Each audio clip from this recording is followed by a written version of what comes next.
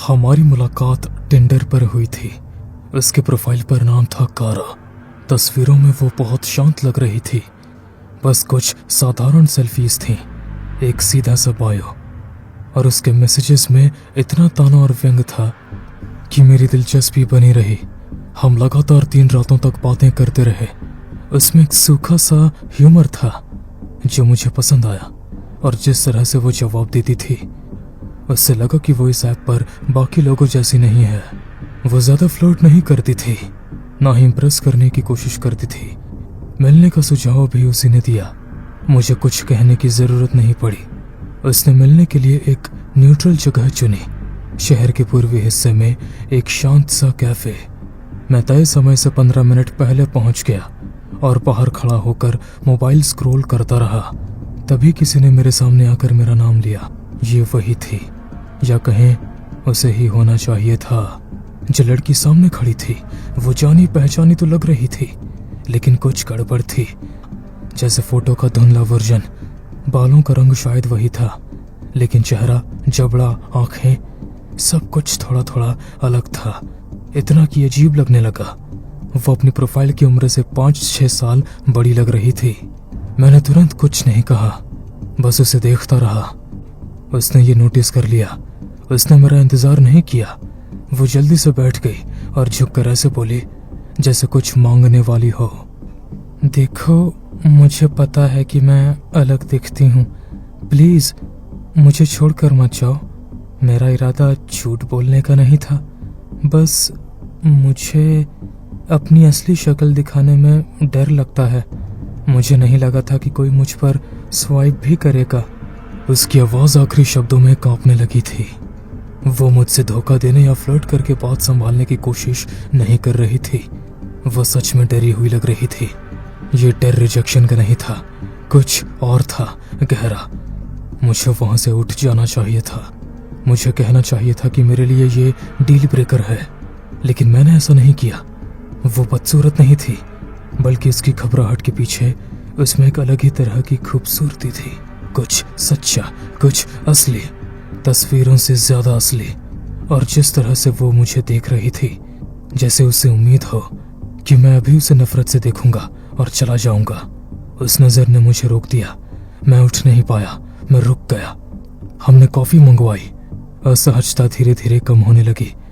वो फिर से मुझे हंसाने लगी जैसे चैट में करती थी, लेकिन अब उसके हर शब्द के पीछे कुछ था, जैसे वो मुझे बहुत ध्यान से देख रही हो, बहुत ज्यादा।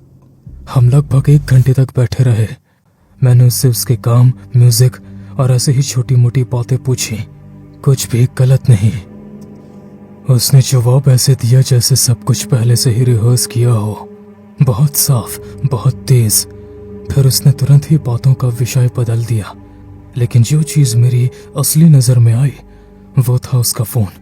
वो लगातार चलता पूछता रहा, एक के बाद एक कॉल, अनजान नंबरों से। 15 मिनट में 5वीं बार कॉल आने पर मैंने आखिर बोल ही दिया, क्या तुम्हारे ऑफिस से कॉल आ रहा है? उसने मेरी तरफ देखा तक नहीं, बस सिर हिलाया और बोली, इतना इम्पोर्टेंट नहीं है, आज मेरी छुट्टी है। कुछ पल का सन्नाटा था, कोई मुस्कान नहीं। उसने कप उठाया और ऐसे सिप लिया जैसे कुछ हुआ ही न हो, लेकिन उसके हाथ कांप रहे थे।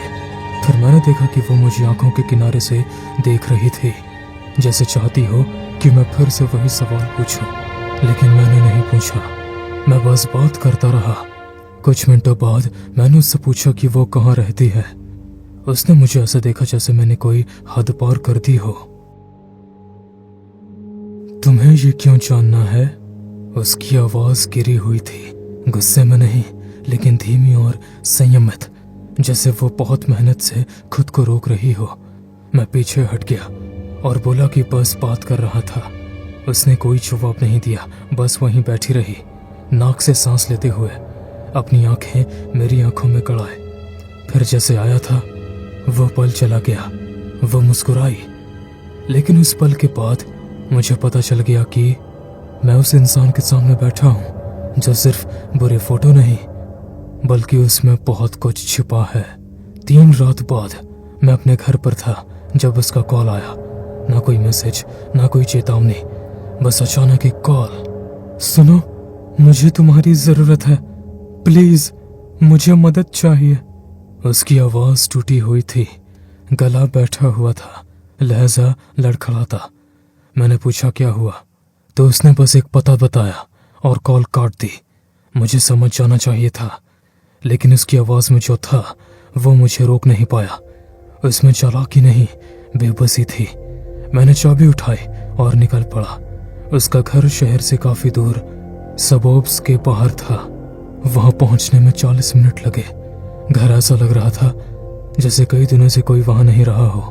घास बढ़ी हुई थी, खिड़कियां टूटी हुई। फिर जोर से खटखटाया, तभी दरवाजा चरमराता हुआ खुला।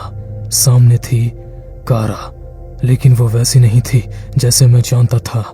उसकी आंखें फैली हुई, चेहरा पीला, मेकअप फैला हुआ जैसे कई दिनों से लगा हो। उसके कपड़े ढीले पड़ चुके थे, बाल उलझे और चिपचिपे थे। वो ऐसी लग रही थी जैसे नर्क से लौट कर आई हो। अगली चीज जो मैंने महसूस की वो थी बदबू, तेज, सड़ी हुई। मैंने धीरे धीरे कदम रखा। उसने कुछ नहीं कहा, बस लिविंग रूम की ओर इशारा किया और चल दी। मैं पीछे चल पड़ा। खुद नहीं समझ पा रहा था कि अब तक वहां क्यों खड़ा हूं। अंदर से कुछ चीख रहा था कि लौट जाओ, लेकिन मेरे पैर चलते रहे। और फिर जब वो कमरे की लाइट से नीचे मुड़ी, तब मुझे समझ आया कि मैं क्या देख रहा हूं। वो कारा नहीं थी, वो एक आदमी था। मेकअप जैसे तैसे टिका हुआ था, विग टेढ़ा हो गया था। उसका चेहरा पहले से कहीं ज्यादा चौड़ा लग रहा था। उसने मेरी तरफ देखा और मैं एकदम पीछे हट गया। तुम आखिर हो कौन? उसने धीरे से दरवाजा बंद किया। मेरा नाम शॉन है। कारा मेरी गर्लफ्रेंड थी। तुम उससे मिलने वाले थे, लेकिन तुम्हें मैं मिला। उसकी आवाज शांत थी, बहुत शांत। मेरा सीना कसने लगा। मैंने एक और एक कदम पीछे लिया, लेकिन उसने हाथ उठा दिया। उसके हाथ में बंदूक थी। मैं जम गया। मैंने उसे फोन करते सुना था, तुम्हारा नाम देखा, तुम्हारे मैसेजेस पढ़े। उसने कहा यह कुछ नहीं है, कहा कि तुम उसके लिए मायने नहीं रखते, लेकिन मुझे सच्चाई जाननी थी। इसलिए मैंने फेक अकाउंट बनाया, उसकी तस्वीरें लगाई, उसके कपड़े पहने और तुमसे मिलने चला आया। वो एक कदम और पास आया। शुरुआत में ये सिर्फ एक टेस्ट था, जानने के लिए कि वो क्या कर रही है, लेकिन फिर मुझे मजा आने लगा। तुम वहां बैठे थे, ये सोचकर कि मैं वही हूं। तुमने तो ध्यान भी नहीं दिया। उसने बंदूक सीने की ओर तानी। पुलिस उसे ढूंढ रही है, चारों ओर घूम रही है, लेकिन तुम मेरा रास्ता बनोगे। तुम कहोगे कि तुमने उसे जिंदा देखा था यहीं पर। उसने ट्रिगर दबाया, क्लिक। कुछ नहीं हुआ। जैसे ही क्लिक की आवाज आई, मैंने बिना सोचे समझे उस पर झपट्टा मारा। मैं उस पर कूद पड़ा और हम दोनों जमीन पर जा गिरे। बंदूक फर्श पर लुढ़कती हुई सोफे के नीचे चली गई। उसने मेरा कॉलर पकड़कर मुझे जोर से टेबल पर फेंका। मैं जोर से टकराया। मेरी बाहों में चुप गए। वो मेरे ऊपर कूदा। 2 बार मेरे चेहरे पर मुक्का मारा। नाक में कुछ चटकने की आवाज आई।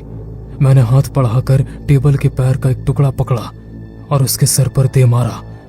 मैं रेंगता हुआ बंदूक की तरफ बढ़ा, लेकिन उसने मेरी पसलियों पर लात मारी जोर से। मेरी सांस अटक गई। उसने मुझे टखने से खींचा, लेकिन मैंने खुद को घुमाकर उसके चेहरे पर नाखूनों से हमला कर दिया। दर्द बिजली की तरह पूरे हाथ में फैल गया। हम दोनों लहूलुहान हो चुके थे।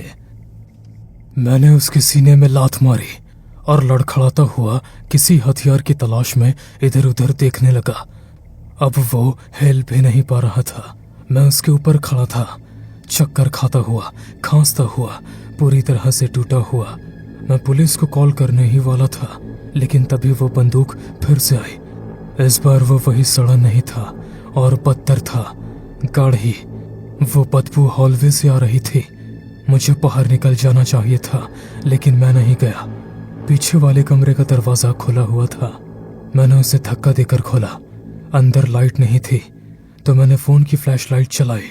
जैसे ही रोशनी पड़ी मैंने देखा फर्श पर प्लास्टिक शीट्स और कोने में बड़े बड़े काले प्लास्टिक के बैग। मैं सबसे पास वाले बैग के पास गया, उसे फाड़ा। अंदर बाल थे और एक खाल में उखड़ा हुआ सिर। अगले बैग में एक हाथ था, साफ कटा हुआ। एक और में फेफड़े थे। मैं पीछे हट गया और उल्टी करने ही वाला था। वो कारा थी, असली कारा। उसने सिर्फ उसे मारा नहीं था, उसने उसे टुकड़ों में काटा था। मैंने पोर्च में जाकर कांपते हुए पुलिस को कॉल किया। जब वो आए उसे पकड़ लिया गया। वो अब भी सांस ले रहा था, लेकिन मुश्किल से। मैंने उन्हें सब कुछ बताया। उन्होंने मेरी बात पर यकीन किया। उस रात मैंने टिंडर डिलीट कर दिया, फिर कभी डाउनलोड नहीं किया। उस दिन मुझे समझ आया कि हकीकत हमारी कल्पना से कहीं ज्यादा डरावनी हो सकती है। कुछ लोग अपने प्रोफाइल को झूठ बनाते हैं और कुछ लोग वही बन जाते हैं।